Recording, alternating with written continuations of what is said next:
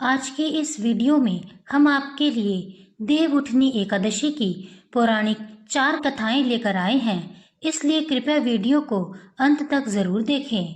पहली कथा शंखासुर नामक एक राक्षस की है।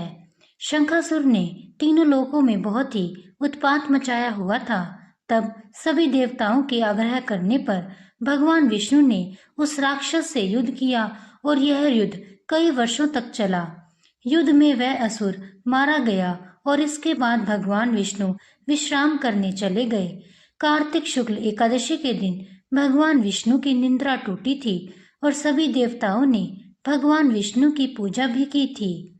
शिव महापुराण के अनुसार पौराणिक समय में दैत्यों का राजा दंभ हुआ करता था। वह बहुत बड़ा विष्णु भक्त था। कई सालों तक उसके यहाँ संतान नहीं होने के कारण उसने शुक्राचार्य को अपना गुरु बनाकर उनसे श्री कृष्ण मंत्र प्राप्त किया था। यह मंत्र प्राप्त करके उसने पुष्कर सरोवर में घोर तपस्या की थी। भगवान विष्णु उसकी तपस्या से प्रसन्न हुए और उसे संतान प्राप्ति का वरदान दे दिया। भगवान विष्णु के वरदान से राजा दंभ के यहाँ एक पुत्र ने जन्म लिया। इस पुत्र का नाम शंखचूड़ रखा गया।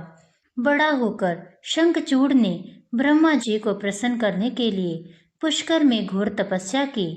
उसकी तपस्या से प्रसन्न होकर ब्रह्मा जी ने उसे वरदान मांगने को कहा। तब शंखचूड़ ने वरदान मांगा कि वह हमेशा अजर अमर रहे, वह कोई भी देवता उसे हरा नहीं पाए। ब्रह्मा जी ने उसे यह वरदान दे दिया और कहा कि वह बद्रीवन जाकर धर्मध्वज की पुत्री तुलसी जो तपस्या कर रही है उससे विवाह कर ले। ब्रह्मा जी के कहने पर शंखचूड़ ने वैसा ही किया और तुलसी के साथ विवाह करके सुखपूर्वक रहने लगा। उसने अपने बल से देवताओं, असुरों, दानवों, राक्षसों, गंधर्वों, नागों, किन्नरों, मनुष्य तथा त्रिलोकी के सभी प्राणियों पर विजय प्राप्त कर ली थी। वह भगवान श्री कृष्ण का परम भक्त था। शंखचूड़ के अत्याचारों से सभी देवता परेशान होकर ब्रह्मा जी के पास गए और ब्रह्मा जी उन्हें भगवान विष्णु के पास ले गए। भगवान विष्णु ने कहा कि शंखचूड़ की मृत्यु भगवान शिव के त्रिशूल से ही होगी, अतः आप उनके पास जाएं। भगवान शिव ने चित्ररथ नामक गण को अपना दूत बनाकर शंखचूड़ के पास भेजा। चित्ररथ ने शंखचूड़ को समझाया कि वह देवताओं को उनका राज्य लौटा दे, परंतु शंखचूड़ ने मना कर दिया और कहा कि वह महेश्वर से युद्ध करना चाहता है। भगवान शिव को जब यह बात पता चली तो वे युद्ध के लिए अपनी सेना लेकर निकल पड़े।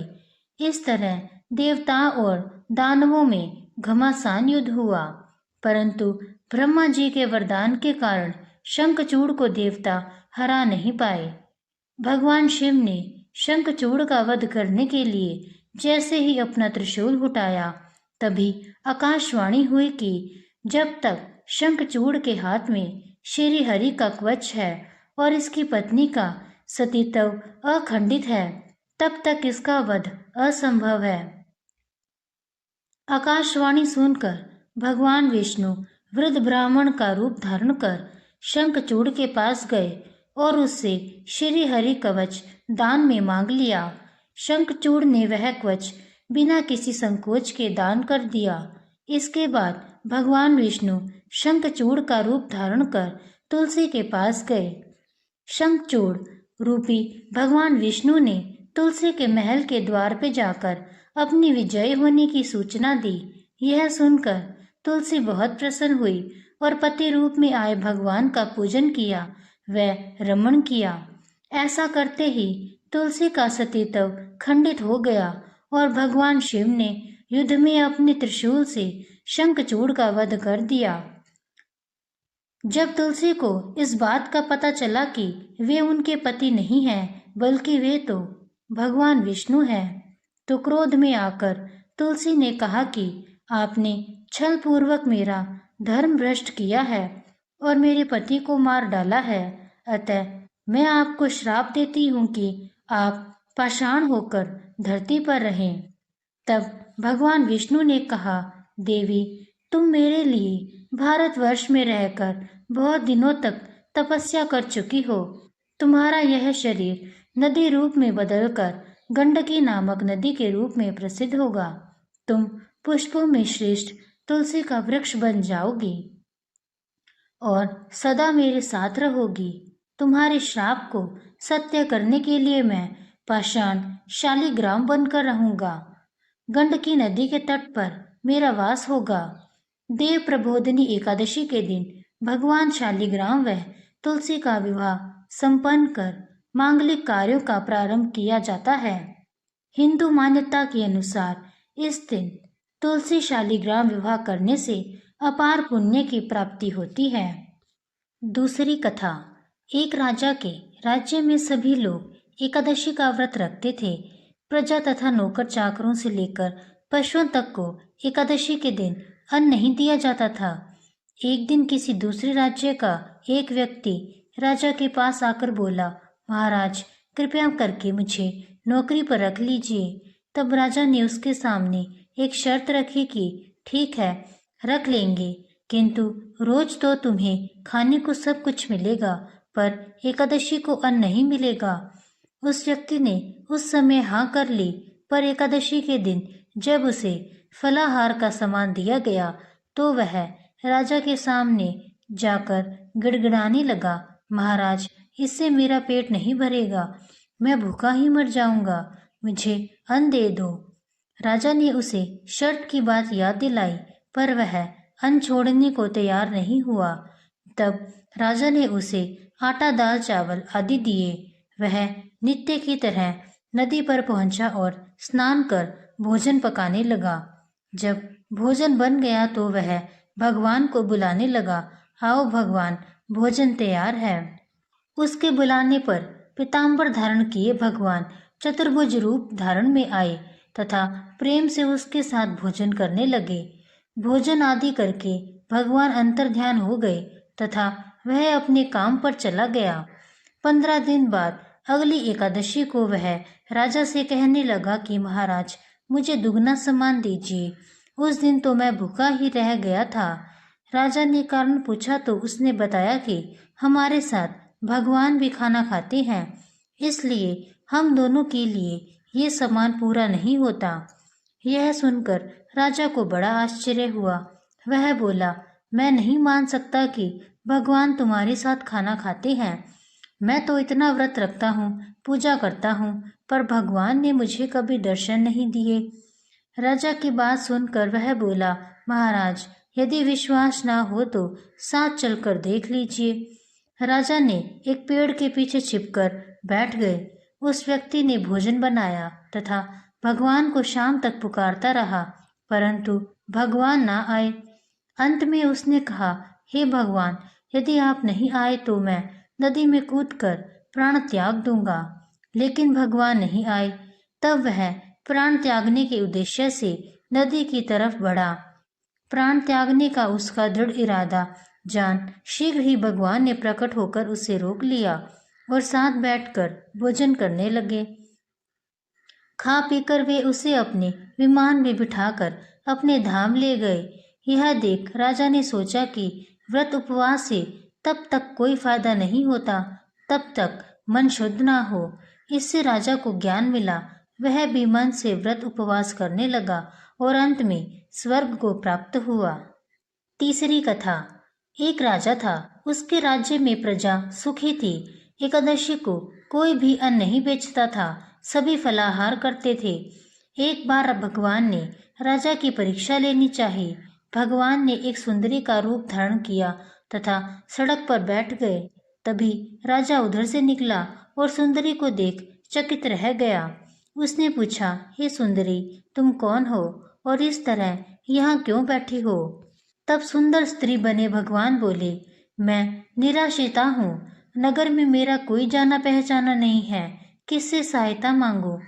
राजा उसके रूप पर मोहित हो गया था। राजा बोला, तुम मेरे महल में चलकर मेरी रानी बनकर रहोगी। सुंदरी बोली, मैं तुम्हारी बात मानूंगी, पर तुम्हें राज्य का अधिकार मुझे सौंपना होगा। राज्य पर मेरा पूर्ण अधिकार होगा। मैं जो भी बनाऊंगी तुम्हें खाना होगा। राजा उसके रूप पर मोहित था, अतः उसकी सभी शर्तें स्वीकार कर ली। अगले दिन एकादशी थी। रानी ने हुक्म दिया कि बाजारों में अन्य दिनों की तरह अन्न बेचा जाए। उसने घर में मांस मछली आदि पकवाए तथा परोस कर राजा से खाने के लिए कहा। यह देखकर राजा बोला, रानी, आज एकादशी है, मैं तो केवल फलाहार ही करूंगा। तब रानी ने शर्त की बात याद दिलाई और बोली, या तो खाना खाओ, नहीं तो मैं बड़े राजकुमार का सिर काट दूंगी। राजा ने अपनी स्थिति बड़ी रानी से कही तो बड़ी रानी बोली, महाराज, धर्म ना छोड़े, बड़े राजकुमार का सिर दे दें। पुत्र तो फिर मिल जाएगा, पर धर्म नहीं मिलेगा। इसी दौरान बड़ा राजकुमार खेलकर आ गया।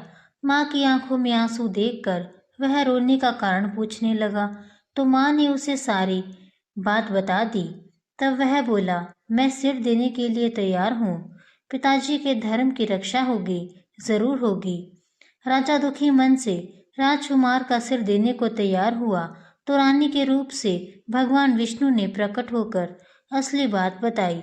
राजन, तुम इस कठिन परीक्षा में पास हुए।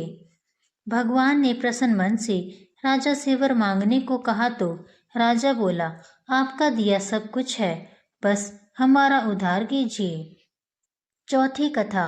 एक समय भगवान नारायण से लक्ष्मी जी ने कहा, हे नाथ, आप रात दिन जागा करते हैं और सोते हैं तो लाखों करोड़ों वर्ष तक को सो जाते हैं।